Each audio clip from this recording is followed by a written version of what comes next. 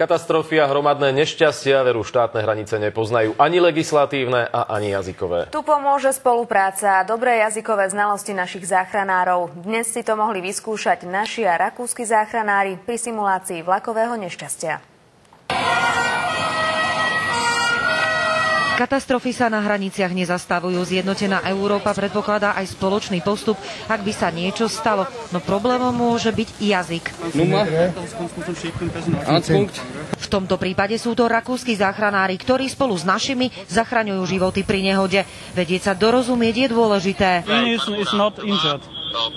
Some of them are injured, some of them are only easily injured. No, good. Thank you. Dobre. Dorozumieť sa musia nielen policajti, hasiči a záchranári, ale aj rakúske a slovenské operačné stredisko.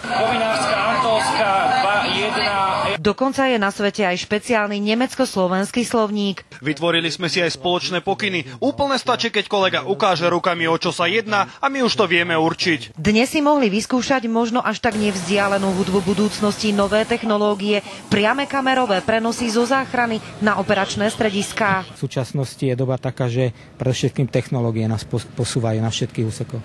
Podľa hasičov a záchranárov sú takéto cvičenia vždy na niečo dobré. Dôležité sú najmä chyby, ktoré to urobia. Si zapamätajú a v reálnej situácii ich potom nikdy v živote nespravia. To znamená, že takéto cvičenia zachraňujú životy možno už zajtrajších obetí nešťastia. Bol veľký počet figurantov ako zranených, bolo zhruba 70 osôb, fyzicky náročné. Televízia Markíza, Danica Klenová.